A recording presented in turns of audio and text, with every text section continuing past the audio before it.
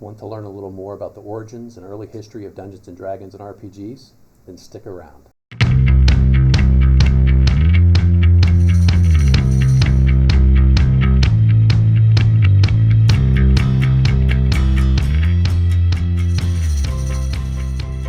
Hi, I'm AZ Mountaineer, and this is Old School Rules, a channel for folks who like the early years of role-playing games from the 70s and 80s and everything that goes with them.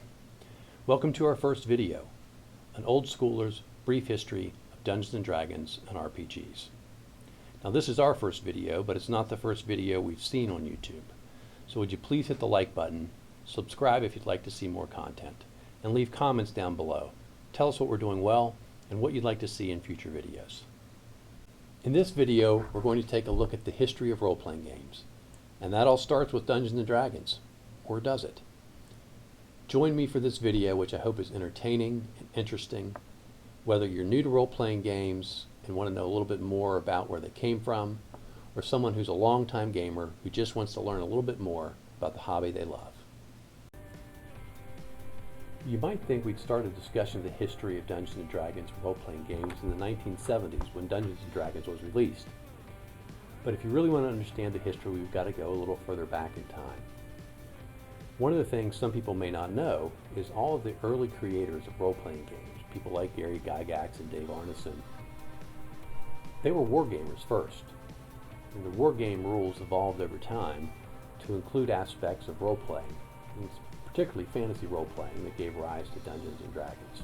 So the first place we would go to talk about wargames is back to 1913. H.G. Wells was an English writer, best known for fictional works, probably known from The Time Machine, War of the Worlds, Island of Dr. Moreau, or The Invisible Man. But he's also the publisher of some of the first rules for wargaming with miniatures, in his case, toy soldiers. He wrote a book called Little Wars, published in 1913 as an effort to create standardized rules that could be used for recreating historic battles or imagined battles. You'll see here some photographs of battles that he had set up with some friends, some outdoors, some indoors. They look a lot like modern day wargaming. This book targeted both adults and children. He said it was for ages 12 to 150. He had an earlier book called Floor Games, which was about games for children. I suggest take a quick read through Floor Games. It's a really short book. It's kind of interesting to read. It has a section called The Game of Wonderful Islands. And I came away with the impression that Wells' concepts for floor games already contained many of the themes of modern-day RPGs. He talked about creating an imagined world, exploring unknown islands, an ancient temple guarded by monsters, and the mysteries that could be discovered within. Even better, at the end, Wells calls out for someone to start making more metal miniatures for all of us to enjoy. I think H.G. Wells just may be one of the original grognards. Now, Gary Gygax credits Wells with starting the miniature wargaming hobby. And while Wells may have initiated wargaming as a gentleman hobby, the concept of wargaming and the use of dedicated wargaming rules can be dated back to the early 1800s, when a Prussian officer named George von Reiswitz finished some work started by his father. And the very first set of rules were published. They used terrain maps, markers to represent troops, a referee, and my favorite of all, they used dice. War games were initially utilized by military officers who could practice maneuvers, formations, and tactics in preparation for actual military conflict. Over time, wargaming as a hobby became increasingly popular, perhaps nowhere more so than America's northern Midwest. By the mid-60s, the folks who would become instrumental in creating Dungeons & Dragons were all avid wargamers. You see here Dave Arneson, Gary Gygax, two people who had more to do with the creation of Dungeons & Dragons than anyone else. By the late 1960s, Gary Gygax lived in Lake Geneva, Wisconsin, a city that would be forever known to those of us who played as the hometown of D&D. An avid wargamer and rules designer, Gary co-founded the IFW, the International Federation of Wargamers, in 1967. The following year, he held the first annual Gen Con in his hometown, which was a Wargamers convention, Gary's passion at the time.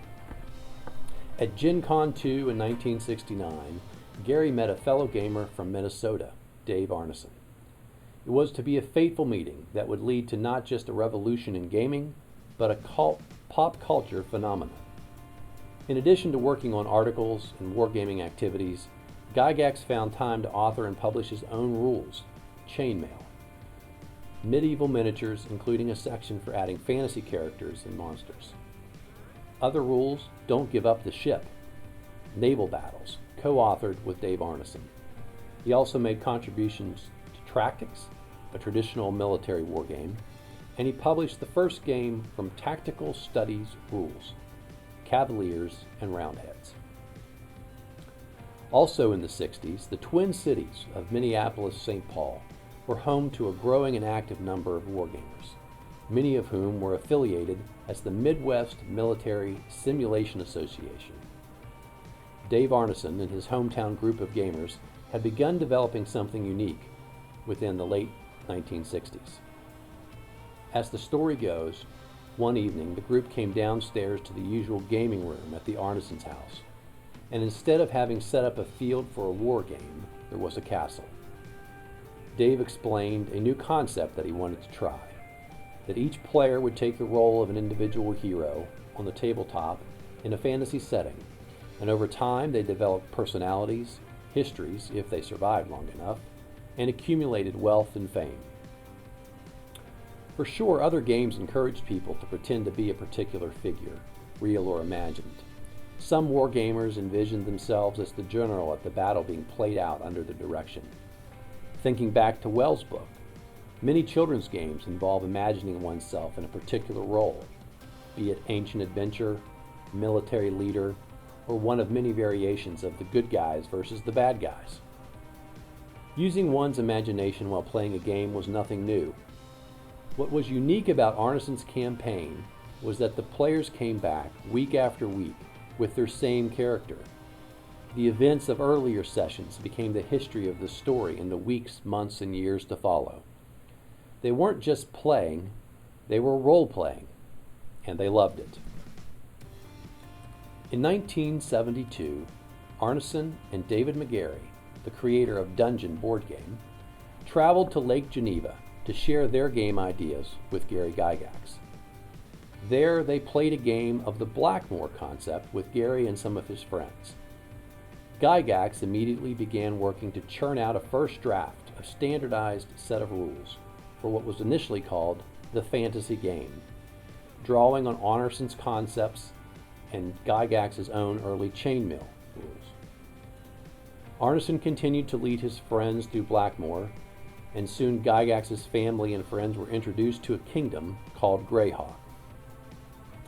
These campaigns and the game they were developing would soon be known far beyond the two basement gaming rooms in Minneapolis, Minnesota, and Lake Geneva, Wisconsin. The following year, the rules were refined and updated as Gygax collected feedback from Arneson and other gamers. Gygax also formed Tactical Studies Rules, Inc. with his friend Don Kane. At the time, this was just another set of rules that Gygax was developing to test with his fellow wargamers. But the response was positive, and soon he had hopes of publishing and selling a few hundred copies. Things were about to get very busy in the Gygax household.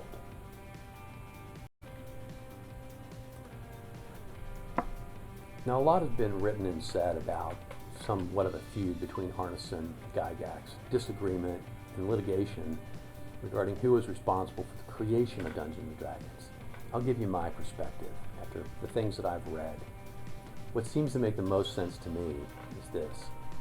If it weren't for Dave Arneson and his friends, the original concepts, the core idea of role-playing, that one person would portray one particular hero in a fantasy campaign, that you gain experience and level up, increasing your skills, gaining new weapons over time. That was Arneson's idea. But Gary Gygax was a fanatic about rules. And if you didn't have someone who could write down a coherent set of rules with the ambition to publish and share that with the world, I don't think Dungeons and Dragons would have ever reached a broader audience. So in the end, my conclusion is, it really was a magical combination of a new idea from Dave Arneson and the implementation of that idea and taking it to market in a way that could be shared as a game for at first hundreds and later thousands and millions of players. For that, we give credit to Gary Gygax. I really think it's as simple as that. You wouldn't have had one without the other. And for that, we can all be thankful. Now, let's go back to talking about Dungeons and Dragons. In 1974, the world got its first look at Dungeons and Dragons, as TSR published a 3-volume set of rules in digest-sized booklets, all in the now famous wood grain box. The first print run was 1,000 copies, and the graphic was applied to the cover of the boxes by hand. The box cost $10, an unusually high sum compared to wargame rules at the time. But that didn't stop the games from selling out. Before a year had passed, they were back at the printers. A total of 7 printings of these original booklets were done. The cover art for the Men in Magic booklet would be updated by the end of 1975. Beginning with the 4th print run, the game was sold in what was called the white box. And then, as of the 6th printing, the words Original Collector's Edition was added to the box cover. At the time, the OCE label was meant primarily to distinguish it from the new Holmes box edition of Dungeons and Dragons, the basic set. But given the prices of these items today, that suggestion could be seen as a pretty high-level precognition spell on the part of Gary Gygax. TSR also found time to publish Warriors of Mars this year, although a dispute over its inspiration from the John Carter novels ended its promotion. Activity at TSR began to speed up quickly. In 1975, they formed TSR Hobbies Inc., which took over ownership of D&D and other games. That year, TSR released the first supplements to the original 3-volume rule set with Greyhawk and Blackmore. The logo got an upgrade to the Lizard Man. The company also produced no less than 4 new games, Dungeon and War of Wizards, 2 fantasy-themed board games, and 2 new RPGs, Boot Hill, transporting players to the American Wild West, and Empire of the Petal Throne, based on Tuckamel, the world of M.A.R. Barker.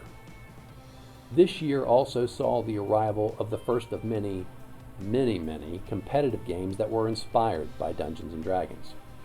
Tunnels and Trolls was written by Ken St. Andre and subsequently published by the Arizona-based Flying Buffalo. It was touted as a rules-light fantasy RPG, and TNT would publish a large number of solo adventures.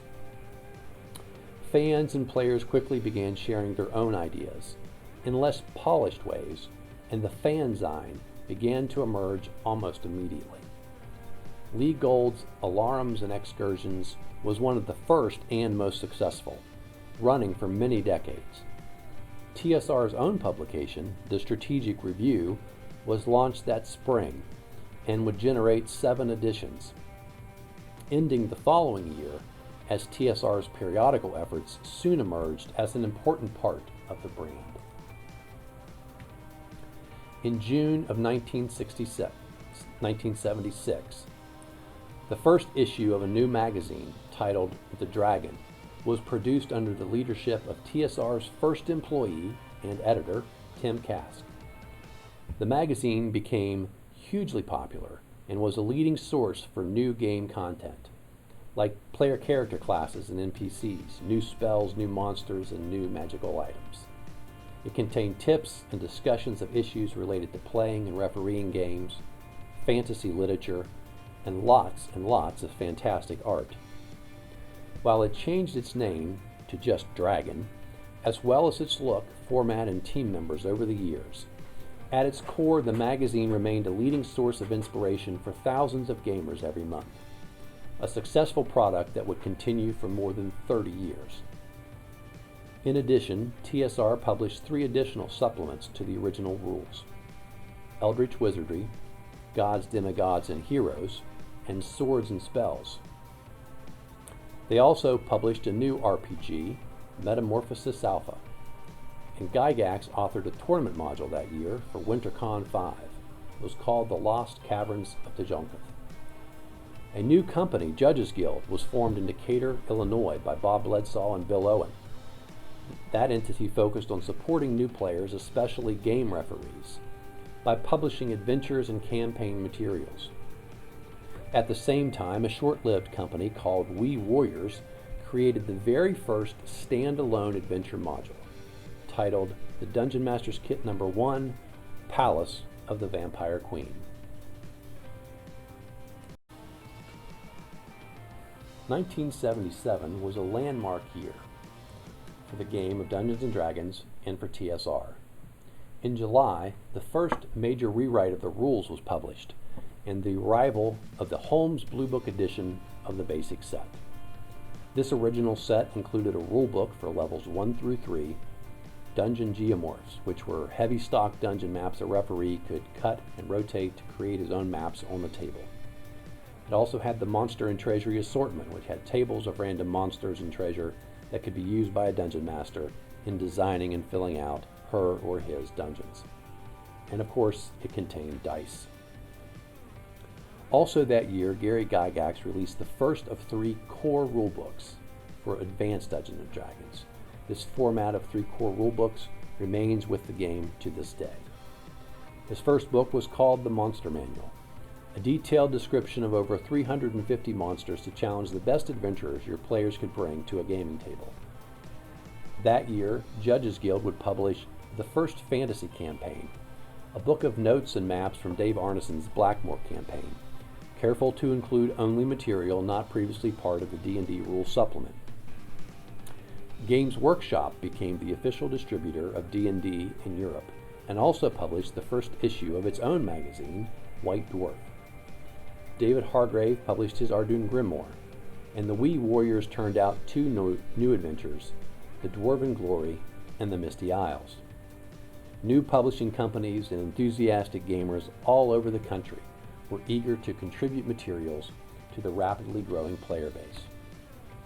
It wasn't long before TSR realized that there was a vital market of gamers looking to buy more than just rulebooks. Later, TSR's tagline would be "Products of Your Imagination." But the truth was, lots of players were glad to pay for the product of someone else's imagination. And what better source for the products than the company that wrote the game? In 1978, TSR published the first of its playing aids, Adventure Modules, created by Gary Gygax. Now, aspiring DMs could take their players through adventures created and play-tested by the man himself. These adventures had all appeared as tournament modules prior to publication, the earliest being Tomb of Horrors, an all-time favorite that taught a generation of gamers that sometimes the dungeon itself could be as deadly as the monsters within. It was used at the very first D&D tournament at Origins 1 in 1975. Also published were the G series, three modules involving taking on different races of giants. The D series involving the dark elves called Drow. An introductory module for the basic set rules called In Search of the Unknown. TSR also turned out Gamma World, a new RPG set in a post-apocalyptic future. Gary Gygax returned with the second core rulebook for AD&D, The Player's Handbook, setting forth details about races, classes, weapons, and spells. And the TSR logo got a new look, as the wizard replaced Greg Bell's Lizard Man. In 1979, Gygax completed the trio of Advanced Dungeons & Dragons core books, with the biggest of them all, the Dungeon Master's Guide. The first edition of the AD&D rules was now complete, and it's probably fair to say this represented the clearest picture of Gary Gygax's view of the game. A few new adventures were published, mostly printing modules that had been introduced at numerous gaming conventions that were starting up around the country. The following year, TSR put out its fourth hardbound book for AD&D called Deities and Demigods. It was the first one that was not principally the creation of Gary Gygax. TSR released The World of Greyhawk, the first official campaign setting based on the kingdom Gygax created for his hometown games. Not an adventure itself, but rather a world in which players could locate their adventures, as well as several of the official adventure modules. Several iconic adventures were published in 1980, including a new module to be placed in the basic set. It was called The Keep on the Borderlands. The Expert set also would contain a new module, The Isle of Dread, which took adventurers out of the dungeon and into a wilderness setting. TSR continued its expansion of RPG settings, this time taking players to the world of international espionage with a game called Top Secret. The company traded in the wizard logo with a wand for a wizard in the moon and added a new tag calling themselves the Game Wizards. By 1980, it was clear that Dungeons & Dragons had cast a spell of enchantment over a rapidly growing group of gamers. So now we're going next to 1981. That's a special year for me. That's the year that TSR produced a revised basic box set. It's called the Moldvay edition. That's the name of the editor. They also had a blue box that was edited by Zeb Cook. That's called the Expert Rules. This was the edition I first played as a kid. The edition of Expert Rules allowed you to take a character all the way from level 3 to level 14. TSR Hobbies' Don Turnbull in the United Kingdom edited a new hardbound volume called the Fiend Folio, a new tome of monsters.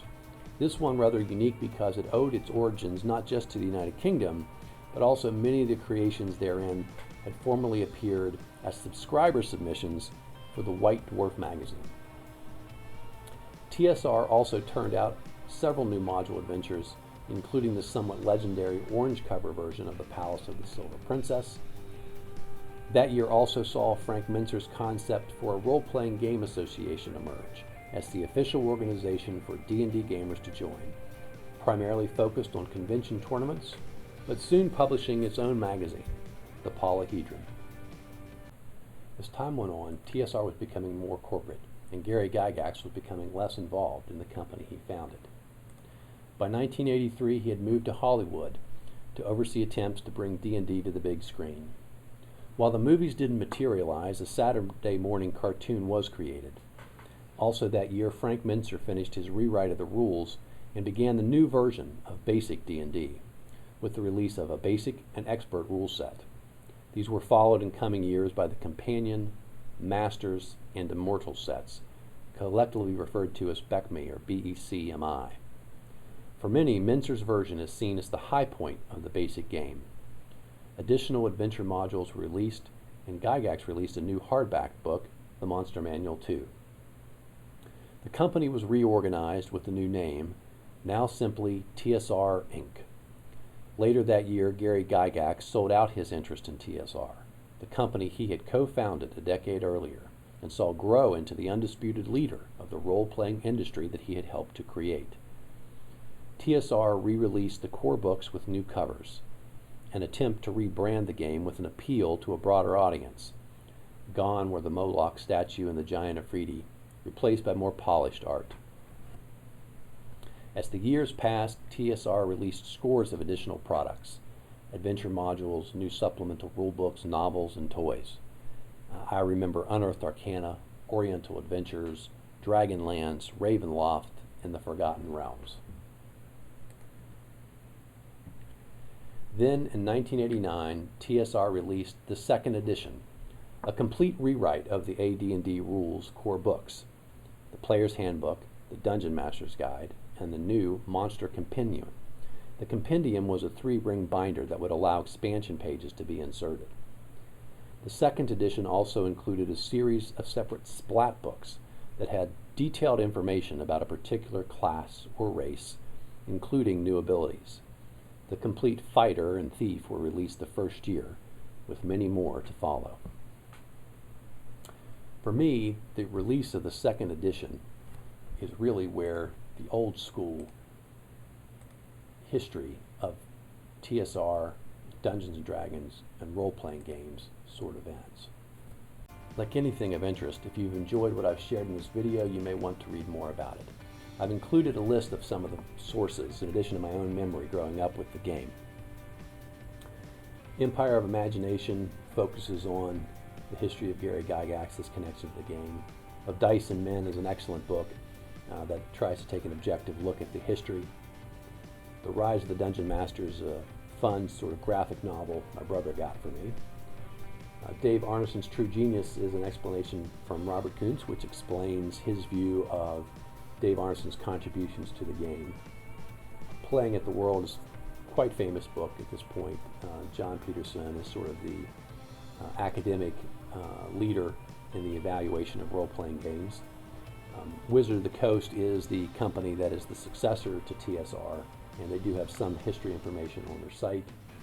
Secrets of Blackmoor was recently released. It's a documentary DVD that gives the view of what happened in Minneapolis and sort of a view of people who played with Dave Arneson, obviously trying to explain his role in the creation of Dungeons and Dragons. And the Achaeum, which is a website, is a fantastic resource if you want to go and look at all the different things that were created by TSR and TSR-related companies, other companies they published or gave licenses to through the years. And of course, Wikipedia, as we all know, is a great source of information. I'll put links to some of these things down below and be glad to respond to anyone who sends notes, has questions that follow up. Okay, so that's it. We hope you enjoyed the video. That's our first one, and hopefully there'll be lots more. Please don't forget to leave your comments down below. We'd love to hear what you thought.